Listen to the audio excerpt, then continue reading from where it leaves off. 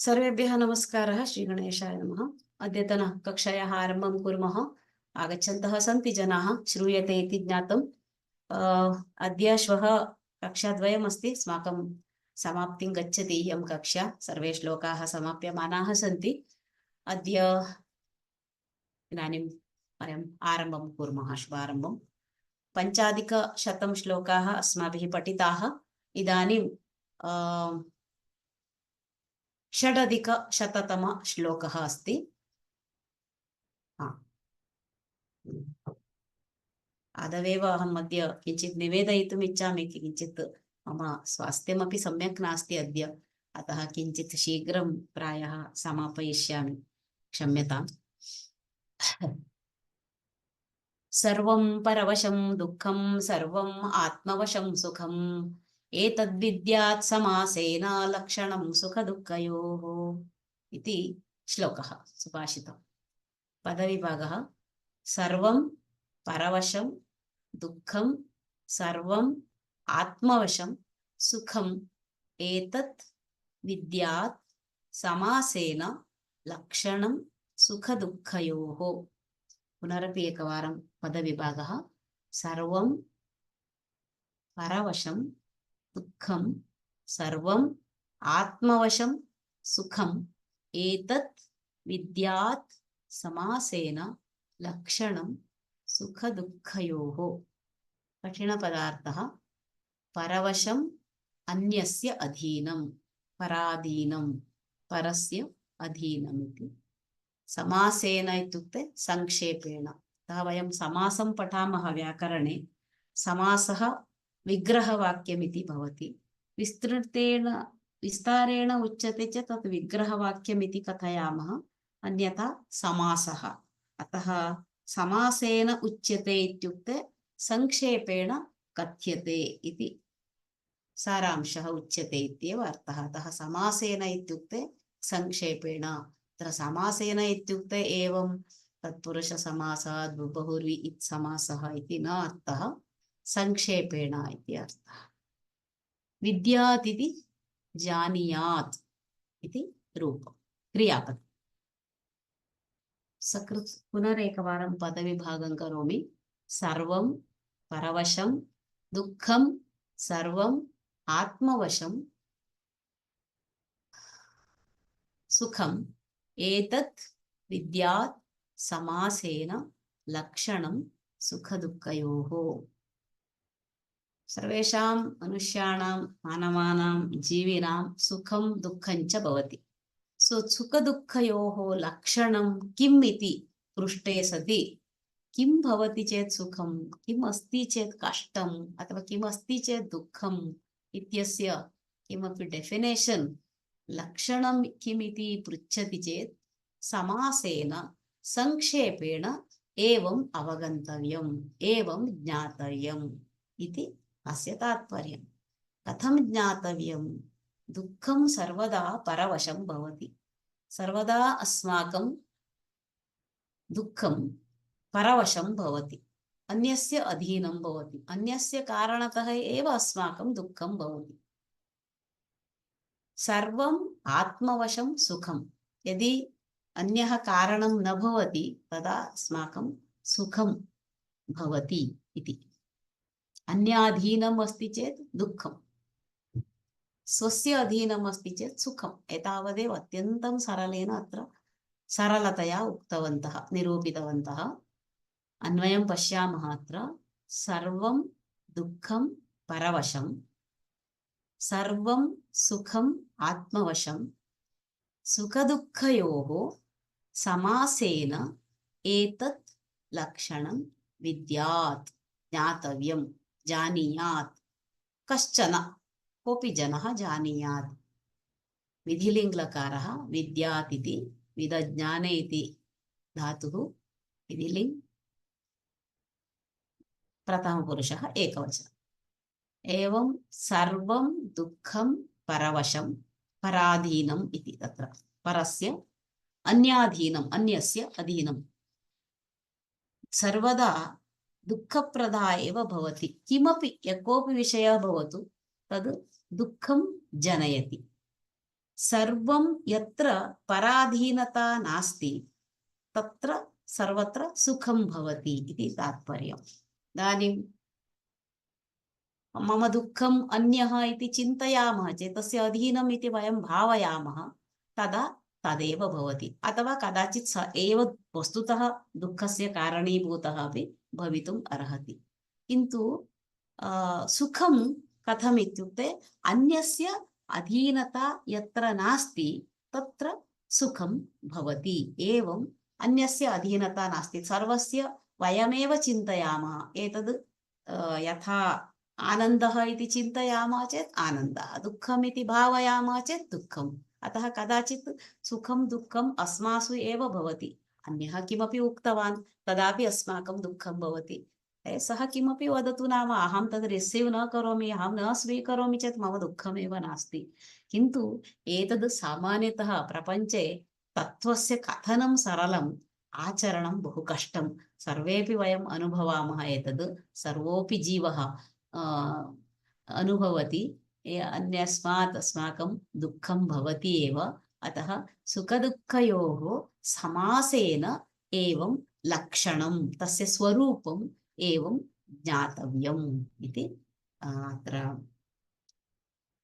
भावार्थे पश्यामः। अन्याधीनता, परवशं, पराधीनता अथवा अन्यस्य अधीनम्, अन्यस्य वशे यदस्ति सर्वदा दुःखप्रदा एव। अन्यस्य अधीने वयं भवामः। यत्र कुत्रापि अस्माकं कार्यक्षेत्रं स्यात्, यत्र कुत्रापि सहजतया अन्यः यद्वदति, अधिकारी वदति तत् श्रोतव्यं। किमपि अस्माकं दुःखं जनयति तत् सर्वं दुःखप्रदा इत्युक्ते दुःखं ददाति, दुःखप्रदा इति। यत्र पराधीनता नास्ति सर्वम् आत्मवशं सुखं। तादृशसन्दर्भे सुखम् अस्ति, सुखं भवति, सुखं प्राप्नुमः अथवा तत् सुखम् इति कथयामः। एतत् विद्यात् समासेन एतत् लक्षणम् इति। एतत् लक्षणं सुखदुःखयोः संक्षेपतः एतत् लक्षणं ज्ञातव्यं, जानीयात् इति। विद्यात् इत्यस्य जानीयात् अत्यन्तसंक्षेपः। यथा पूर्वमपि कदाचित् सन्दर्भावसरे पठनावसरे एतत् अयं श्लोकः मया उक्तः इति चिन्तयामि। श्लोकार्धेन प्रवक्ष्यामि यदुक्तं ग्रन्थकोटिभिः, परोपकारः पुण्याय पापाय परपीडनम् इति। कदाचित् आदौ एव कुत्रचित् उक्तमस्ति। कश्चन पृच्छति, बहवः ग्रन्थाः सन्ति, बहवः विषयाः निरूपिताः, तत्र किमस्ति इति पृष्टे सति अहं केवलम् अर्धश्लोकेन, श्लोकस्य अर्धं श्लोकार्धेन प्रवक्ष्यामि यदुक्तं ग्रन्थकोटिभिः, कोटिभिः ग्रन्थैः यदुक्तं यः सारः, सारांशः, यत् तत्त्वं निरूपितं तदहं केवलम् अर्धश्लोकेन, श्लोकार्धेन वक्ष्यामि। किमिति इत्युक्ते परोपकारः पुण्याय पापाय परपीडनं। नाम एतदर्थं वदन्ती अस्मि। अत्र महान् विषयः अपि केवलम् अर्धश्लोकेन पदचतुष्टयेन तत्र उक्तं। किम् उक्तम् इत्युक्ते भिन्नभिन्नकथाद्वारा तत्र निरूपयन्ति। एवं तथैव अत्यन्त संक्षेपेण समासेन अत्रापि, समासः इत्युक्ते संक्षेपः इति, समासेन अत्रापि किमुक्तं, परवशं दुःखम्, आत्मवशं सुखम्। यत्र पराधीनता नास्ति तत्र सुखं भवति। इदानीं कुत्रचित् रेण्ट् गृहे, भाटकगृहे तिष्ठामः चेदपि गृहस्वामी किमपि वदति तदापि एकं पराधीनता एव, अस्माकं स्वातन्त्र्यं न भवति इति। तत्र किञ्चित् असौख्यं, कष्टम् अनुभूयते। एवं बहूनि उदाहरणानि सन्ति। यत्र अन्याधीनता, पराधीनता अस्ति तत्सर्वमपि दुःखं जनयति इति अस्य श्लोकस्य भावार्थः। विद्यात् इति विधिलिङ्गकारः प्रथमपुरुषः एकवचनम्। अग्रे गच्छामः।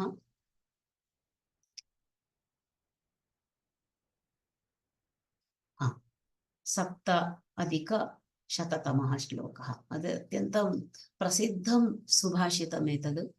सहसा विदधीत न क्रियाम् अविवेकः परमापदां पदम् वृणते हि विमृश्य कारिणं गुणलुब्धा स्वयमेव सम्पदः।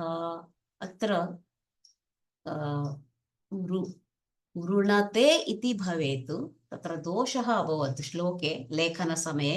वृणुते इति नास्ति, वृणते न वृणते इति भवेत् तत् रूपं।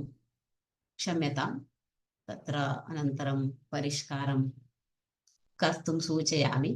वृणते वृणुते इत्यपि अस्ति, परन्तु अत्र भिन्न धातुः, अतः वृणते इति भवेत्। सहसा विदधीत न क्रियाम् अविवेकः परमापदां पदं वृणते हि विमृश्य कारिणं गुणलुब्धाः स्वयमेव सम्पदः। कठिनपदार्थः सहसा अविचिन्त्य झटिति तत्क्षणं चिन्तनं विना इत्यर्थः। विदधीत कुर्यात्, न विदधीत इति भवति, न विदधीत इति क्रियापदम्। पदविभागः सहसा विदधीत न क्रियाम् अविवेकः परमापदां पदं वृणते। अत्रापि दोषः स एव तदेव अत्र कापि पेस्ट अभवत्। वृणते हि विमृश्यकारिणं गुणलुब्धाः स्वयं एव सम्पदः। तत्र सहसा अन्वयः क्रियां सहसा न विदधीत अथवा सहसा क्रियां न विदधीत, एवमपि वक्तुं शक्यते। क्रियां सहसा न विदधीत इति एकं वाक्यम्।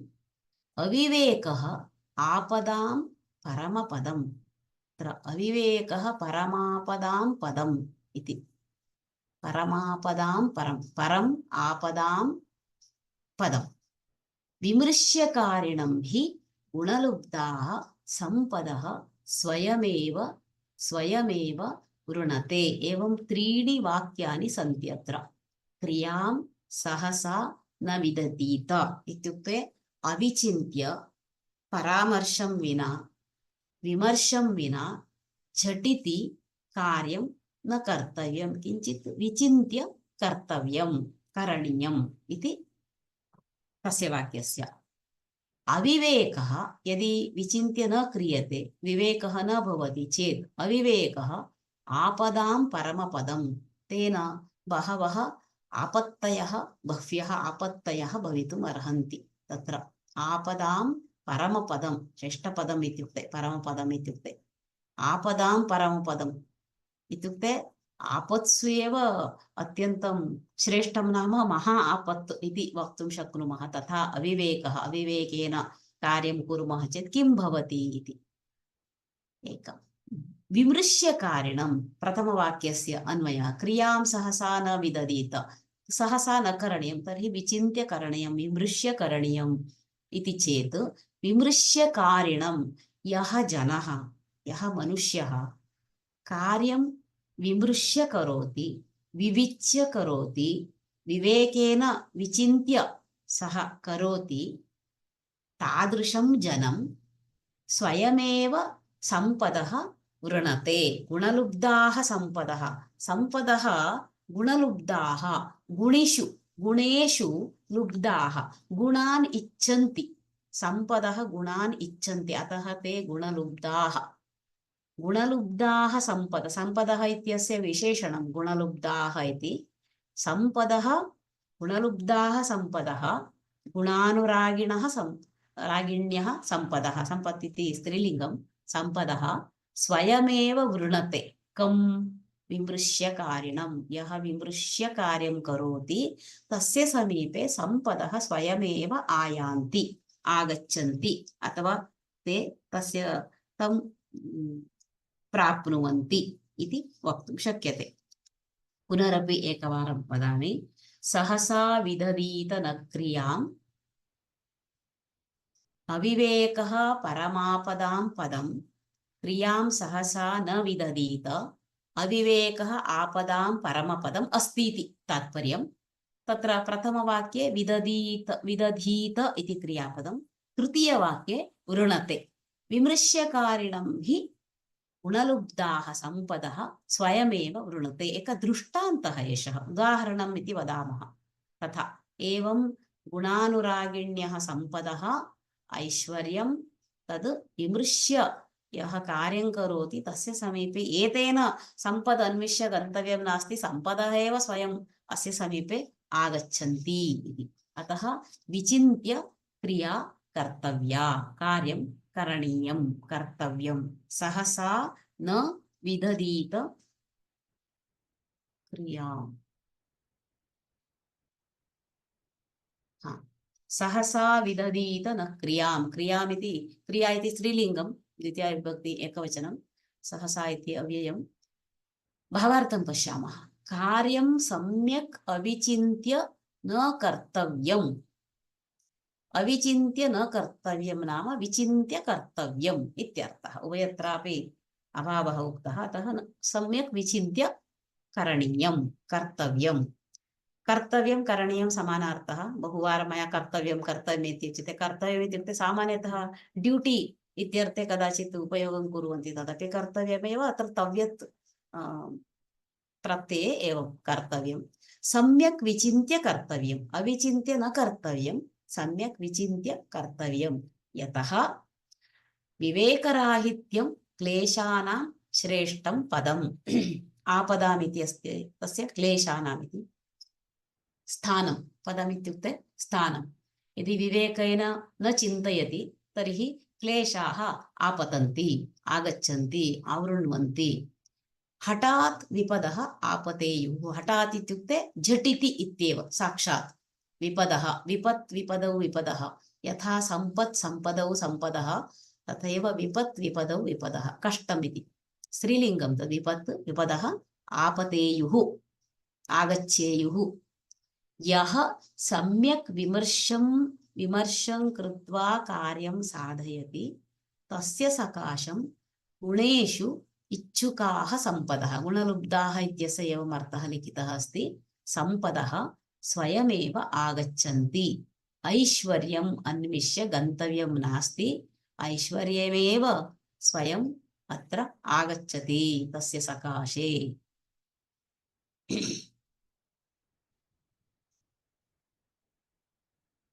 इति अस्य भावार्थः।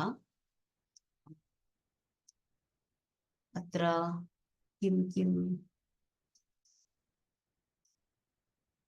विमृश्यकारिणं, विमृश्यकारिन्, विमृश्यकारी, विमृश्यकारिणौ, विमृश्यकारिणः। अकारान्तः पुल्लिङ्गः, द्वितीया विभक्तिः एकवचनमस्ति। अनन्तरं प्रायः अन्यत् सर्वं भवन्तः जानन्ति। तत्र विदधीत इति, विदधीत इति क्रियापदमस्ति। विदधीत इति विदधीत इति क्रियापदस्य वस्तुतः वि इति उपसर्गः तत्र विदधाति इत्यस्य रूपं भवति। विधिलिङ्ग्लकारः प्रथमपुरुषः एकवचनं, वि इति उपसर्गः एव। धान् धातुः विदधीत कर्तव्यं, न विदधीत न कर्तव्यम् इति। अनन्तरं वृणते, तत्र वृणुते इति लिखितम् अस्ति। वृणुते इति अन्यत् क्रियापदमस्ति, किन्तु अत्र वृणते इति रूपमस्ति। तद् लट् लकारः प्रथमपुरुषः बहुवचनं। वृणते, लट् लकारः प्रथमपुरुषः बहुवचनं, वृणते इति आत्मनेपदी। वृणीते, वृणाते, वृणते इति आत्मनेपदी। वृणुते इति, वृणोति इति अन्यत् क्रियापदमस्ति, परन्तु एतद् भिन्नं। वृणीते, वृणाते, वृणते। वृणते इति बहुवचनं, यतः सम्पदः इति बहुवचनमस्ति। सम्पदः वृणते, बहुवचनं वक्तव्यं। वृणते आत्मनेपदी, लट्लकारः प्रथमपुरुषः बहुवचनम् इति क्रियापदद्वयमत्र अस्ति। अन्यत् अविवेकः परमापदम् अस्ति इति तात्पर्यं तावदेव। एतद् रूपाणां क्रियापदानां रूपाणां निमित्तं मया अत्र सर्वाणि रूपाणि अत्र न उच्यन्ते। कृपया भवन्तः अष्टाध्यायी.com इन्स्टाल् कृत्वा स्थापयन्तु।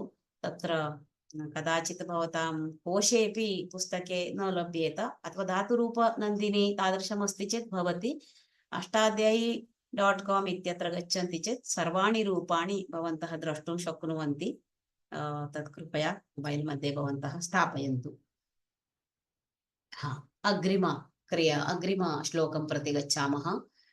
साधूनां दर्शनं पुण्यं तीर्थभूता हि साधवः, तीर्थं फलति कालेन सद्यः साधु समागमः। पदविभागः। साधूनां दर्शनं पुण्यं तीर्थभूताः हि साधवः, तीर्थं फलति कालेन सद्यः साधु समागमः। कठिनपदार्थः। साधूनाम् इत्युक्ते सज्जनानां, कालेन कालानन्तरं, किञ्चित् कालानन्तरम् इति समयेन, सद्यः क्षिप्रं शीघ्रम् इति अर्थे। एवं पुनरपि पदविभागः। साधूनां दर्शनं पुण्यं तीर्थभूताः हि साधवः, तीर्थं फलति कालेन सद्यः साधु समागमः। अन्वयः। साधूनां दर्शनं पुण्यं, साधवः हि तीर्थभूताः। भिन्न भिन्न वाक्यमेव अस्ति, पुण्यम् अस्ति भवति इति वक्तुं शक्यते। साधवः हि ते एव तीर्थभूताः, तीर्थं कालेन फलति। तीर्थम् इत्युक्ते पावनं पवित्रं, यथा तीर्थस्थानानि इति वदामः, पवित्रस्थानानि इति। साधु समागमः सद्यः फलति इति अन्वयः। तीर्थः कालेन फलति, साधु समागमः सद्यः फलति। पुनरेकवारं। साधूनां दर्शनं पुण्यं, साधवः हि तीर्थभूताः, तीर्थं कालेन फलति, साधु समागमः सद्यः फलति। सज्जनानां सहवासेन किं प्राप्यते इति तद् सज्जन प्रशंसा एव अत्र निरूपिता अस्ति अस्मिन् श्लोके। भावार्थं पश्यामः। सज्जनानां सहवासेन पुण्यं प्राप्यते, साधूनां दर्शनं पुण्यं। सज्जनानां दर्शनं पुण्यकरं, पुण्यदं, पुण्यं ददाति इति। तेषां सहवासः, तेषां दर्शनं, दर्शनम् इति अस्य सहवासः इति साक्षात् न अर्थः, एवं किञ्चित् लिखितमस्ति तत्र भावार्थे। तेषां दर्शनं सहवासेनापि पुण्यं प्राप्यते। तीर्थभूताः हि साधवः। सज्जनाः, साधवः नाम साधुः, साधु, साधवः, उकारान्त पुल्लिङ्गः, प्रथमा विभक्तिः, बहुवचनं साधवः इति। गुरुः, गुरु, गुरवः इतिवत्। सज्जनाः तीर्थक्षेत्रसदृशाः, नाम पुण्यं लभ्यते तेषां दर्शनेनैव। यथा तीर्थक्षेत्रेषु वयं गच्छामः, भगवतः आराधनं कुर्मः, तेन पुण्यं प्राप्यते, तथैव साधूनां दर्शनेनैव पुण्यं प्राप्यते। अत्र स्वस्थले स्थित्वा एव वयं तीर्थयात्राम् अकृत्वा अपि वयं पुण्यं प्राप्तुं शक्नुमः।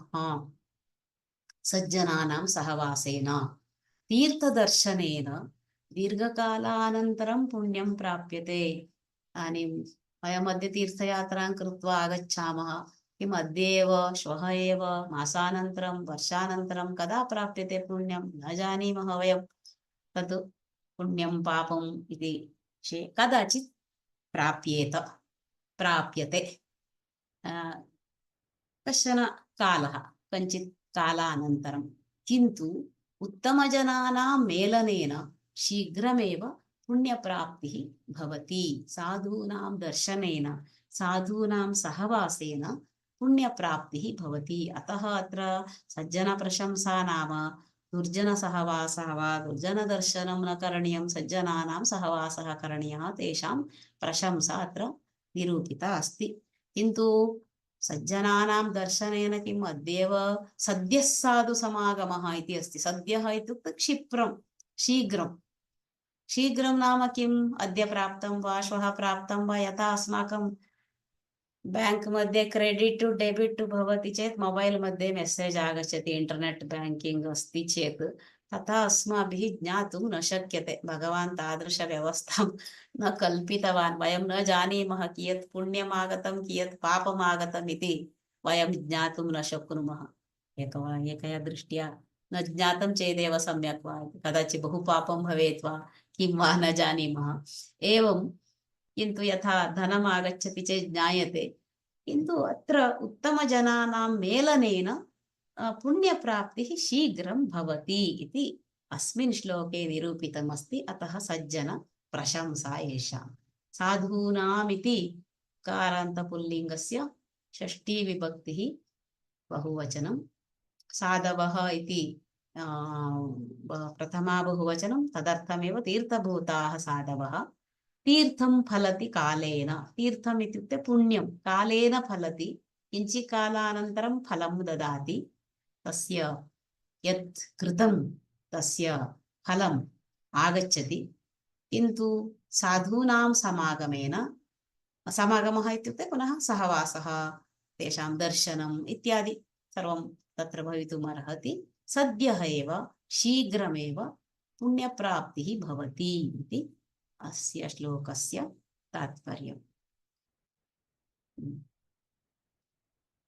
दर्शनं पुण्यम्, एवमपि प्रश्नं कर्तुं शक्नुमः। दर्शनं पुण्यं, केषां दर्शनं? साधूनां दर्शनं। साधवः कीदृशाः? तीर्थभूताः साधवः। तीर्थं फलति, कदा फलति इति प्रष्टव्यं। कालेन इति उत्तरं प्राप्तव्यं चेत् साधुसमागमः सद्यः फलति इति। अग्रिमश्लोकं प्रति गच्छामः। नवाधिकशततमः श्लोकः। सुजीर्णमन्नं सुविचक्षणः सुतः, सुशासिता स्त्री नृपतिः सुसेवितः, सुचिन्त्य चोक्तं सुविचार्य यत्कृतं, सुदीर्घकालेऽपि न याति विक्रियाम्। श्लोकः कठिनपदार्थः विचक्षणः। अस्तु, पदविभागं करोमि।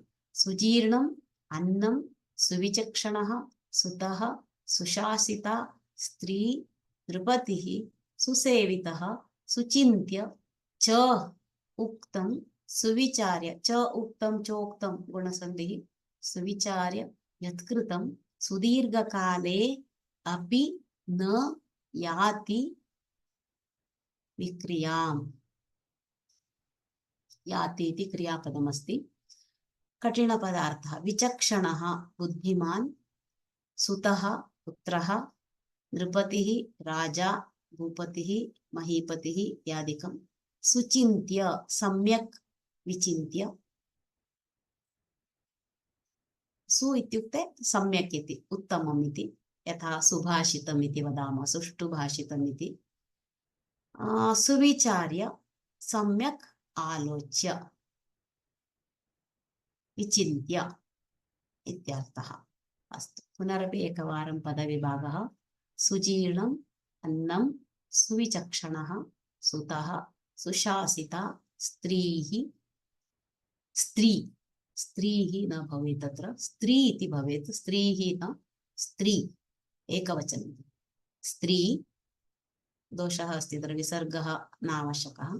नृपतिः सुसेवितः, सुचिन्त्य च उक्तं, सुविचार्य यत् कृतं, सुदीर्घकाले अपि न याति विक्रियाम्। अन्वयः।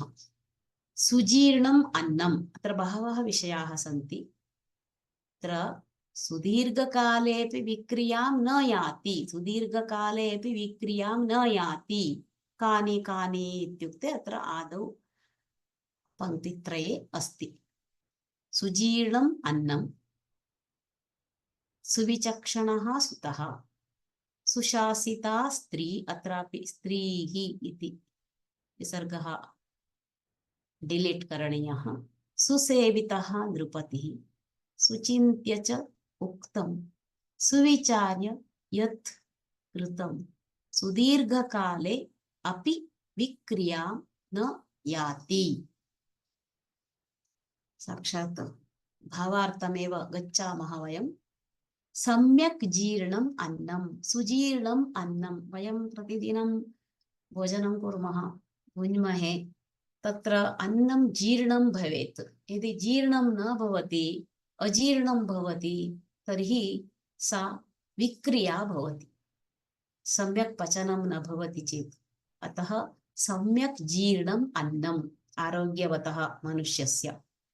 सुविचक्षणः सुतः, मेधावी, मेधा इत्युक्ते बुद्धिः, मेधा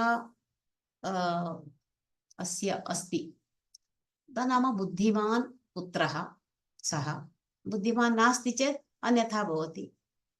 सुशासिता स्त्री, सम्यक् निग्रहवती महिला, महिलायाः एव कदाचित् गतकक्षायां महिलानां विषये एव एवं भवन्ति श्लोकाः इति प्रश्नः न अभिप्रायः आसीत्, अत्रापि किञ्चित् अस्ति।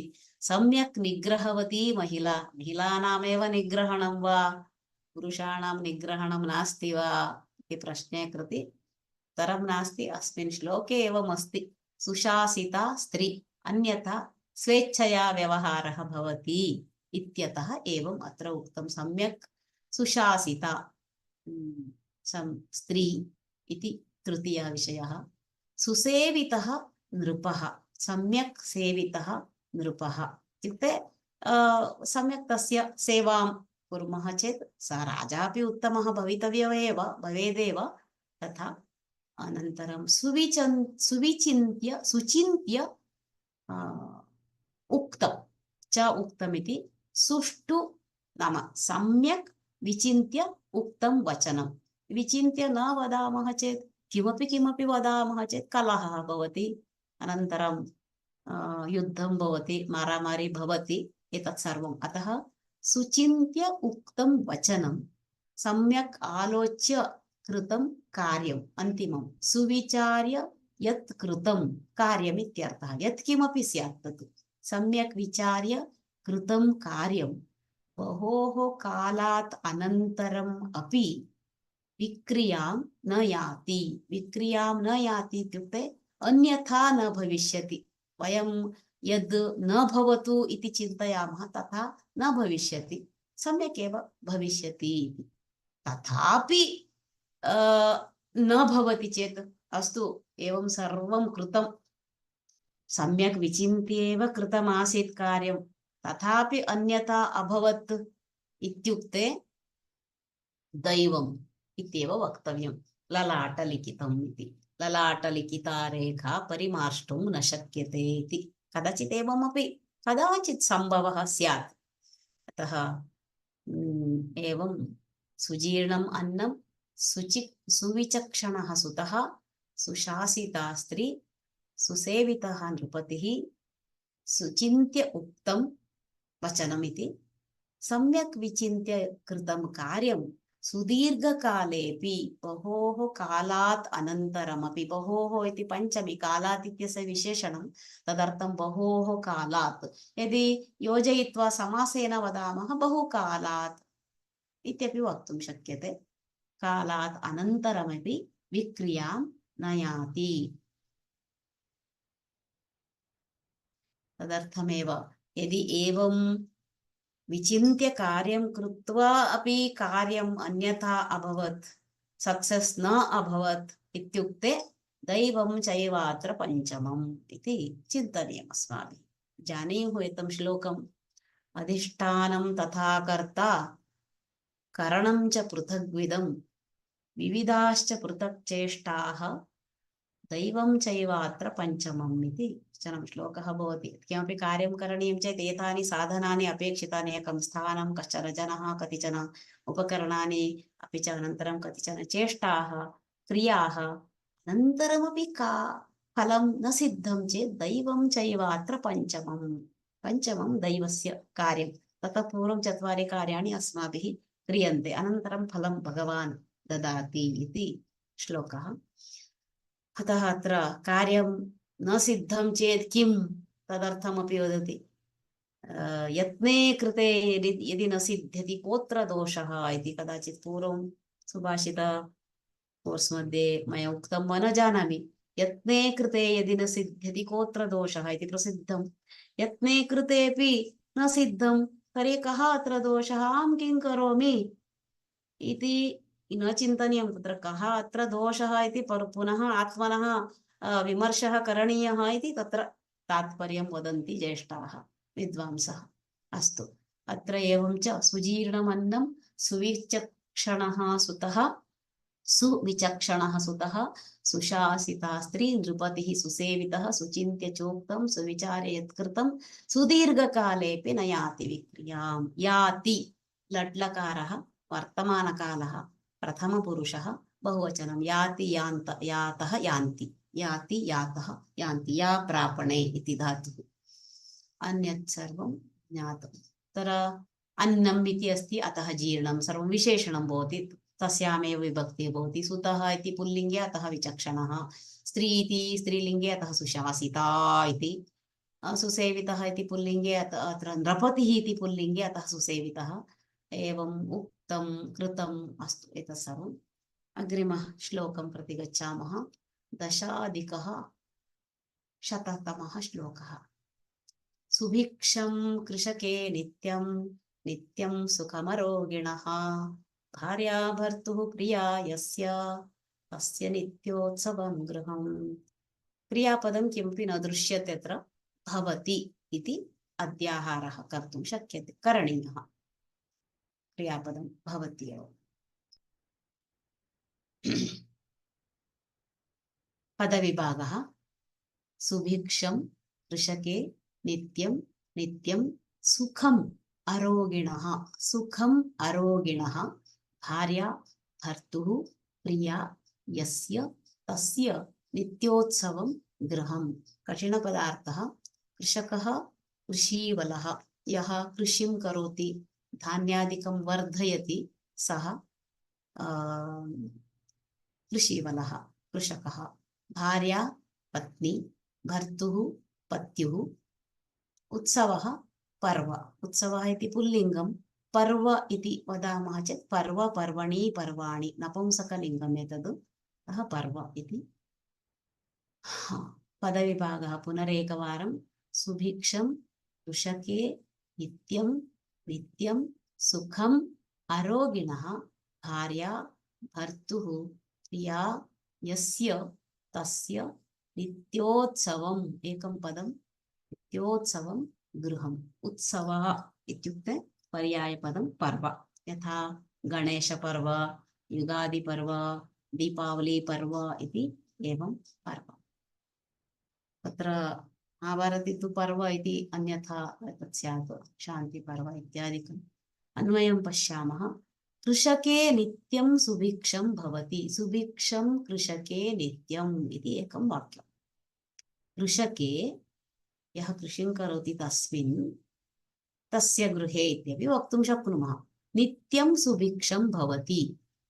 अरोगिणः नित्यं सुखम् अरोगिणः, यः यस्य रोगः नास्ति सः अरोगी, यस्य रोगः नास्ति, यस्य रोगः अस्ति सः तु रोगी, रोगः अस्य अस्ति इति रोगी सः।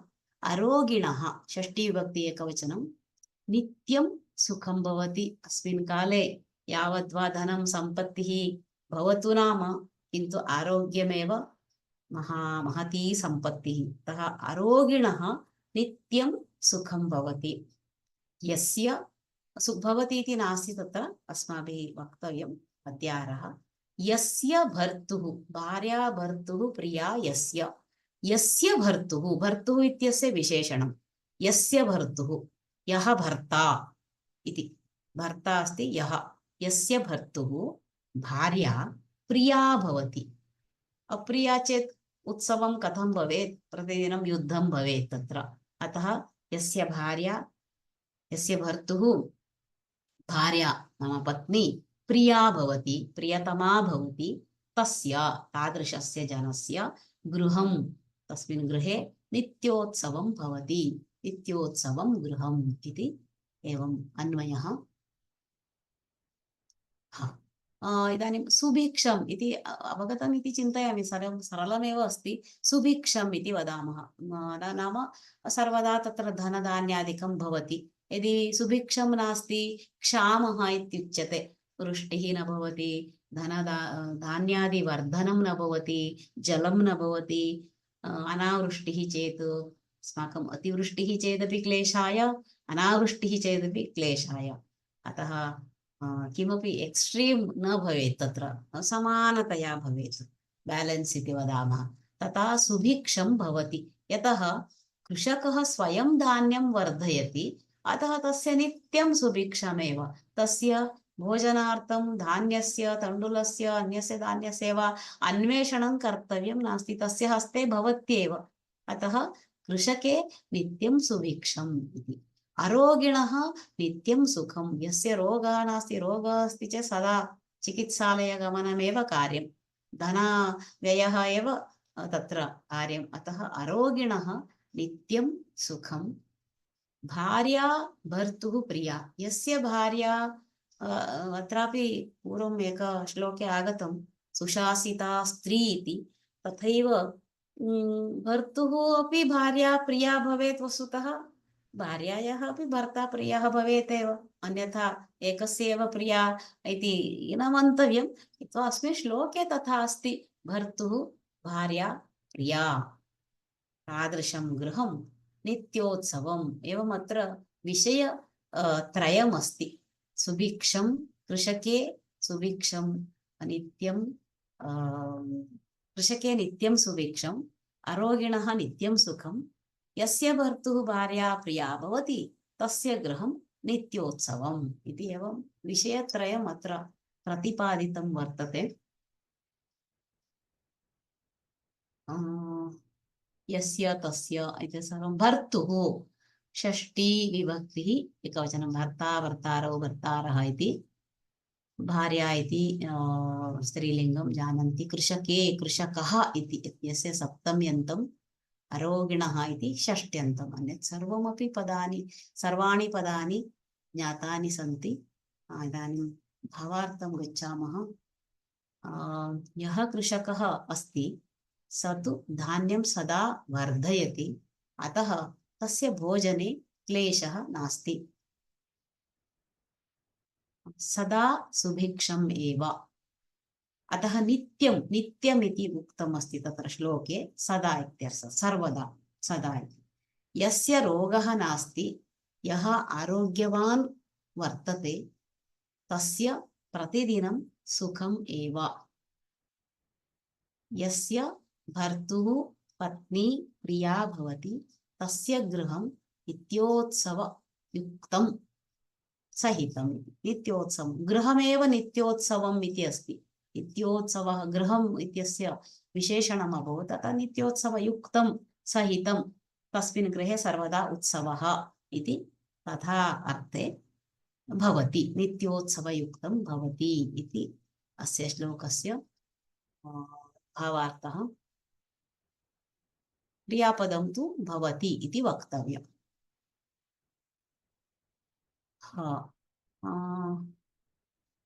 अद्य पञ्चश्लोकान् वयं पठितवन्तः श्वः अपि पठिष्यामः 4 श्लोकाः एव अवशिष्टाः अथवा 15 सन्ति वा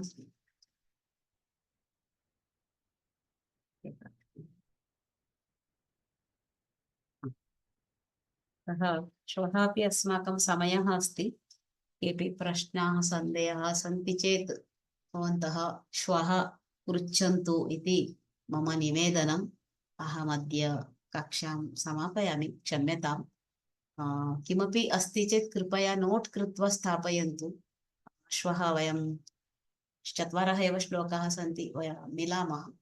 इतोपि अग्रेपि रिविजन् पुनस्मरण कक्ष्याः सन्ति। किञ्चित् अहं किञ्चित् श्रान्ता अस्मि, अतः कृपया क्षमां कुर्वन्तु। श्वः मिलामः, श्वः पृच्छन्तु इति मम निवेदनम्। अहमद्य समापयामि। नागश्री भगिनी, नागश्री अस्ति वा? आं भगिनि अस्ति। भगिनी, नानु मुगिस्तिदीनि क्लास् अन्न। ओके ओके, अस्तु, सर्वेभ्यः धन्यवादः।